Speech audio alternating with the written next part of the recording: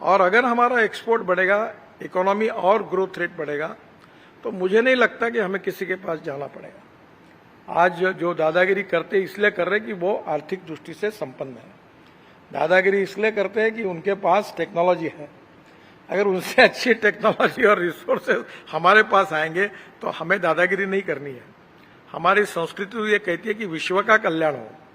कुछ लोग हैं जो भारत का विकास जितनी तेजी के साथ हो रहा है उन्हें रास नहीं आ रहा है, उन्हें अच्छा नहीं लग रहा है।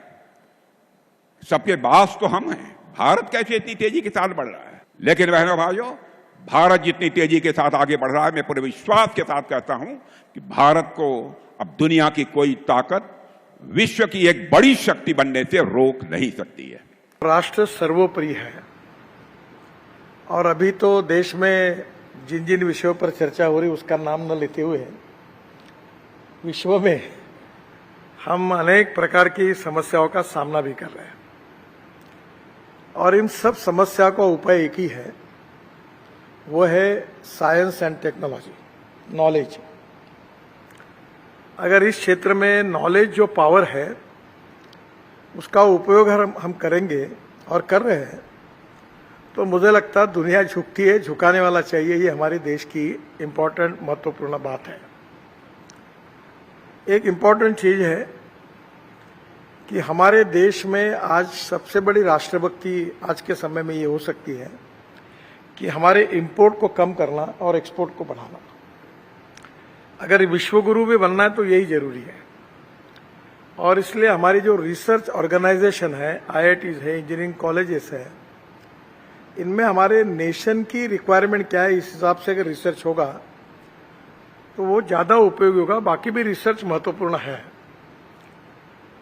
जैसे हर डिस्ट्रिक्ट में, हर रीजन में, हर स्टेट में अलग अलग बातें हैं और अगर हमारा एक्सपोर्ट बढ़ेगा, इकोनॉमी और ग्रोथ रेट बढ़ेगा, तो मुझे नहीं लगता कि हमें किसी के पास जाना पड़ेगा। आज जो दादागिरी करते इसलिए कर रहे हैं कि वो आर्थिक दृष्टि से संपन्न है।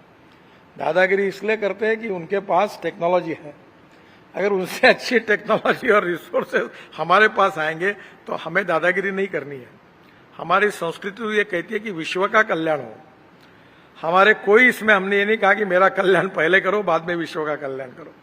तो स्वाभाविक रूप से आपने जो काम किया है कि साइंस को कल्चर और वैल्यूज के साथ जोड़ा है। हमें एप्रोप्रिएट परफेक्ट साइंस भी चाहिए, पर विदाउट कल्चर एंड वैल्यूज फिर उसका जो भावार्थ है, जिसका जो उद्दिष्ट है, उसको कोई मतलब नहीं होगा।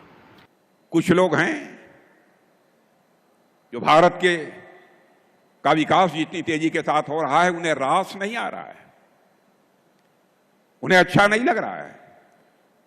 सबके बास तो हम हैं, भारत कैसे इतनी तेजी के साथ बढ़ रहा है। और बहुतों के द्वारा यह कोशिश की जा रही है कुछ ऐसा किया जाए ताकि भारत में भारतवासियों के हाथों से जो चीजें तैयार होती हैं वह दुनिया के देशों में जाएं तो उन देशों में बनने वाली चीजों से वह महंगी हो जाएं, ताकि भारत की धरती पर भारतवासियों के हाथों से बनी हुई चीजें जब महंगी हो जाएंगी तो दुनिया के दोस्त लोग उसे नहीं खरीदेंगे। यह कोशिश की जा रही है। लेकिन बहनों भाइयों, भारत जितनी तेजी के साथ आगे बढ़ रहा है, मैं पूरे विश्वास के साथ कहता हूं कि भारत को अब दुनिया की कोई ताकत विश्व की एक बड़ी शक्ति बनने से रोक नहीं सकती है।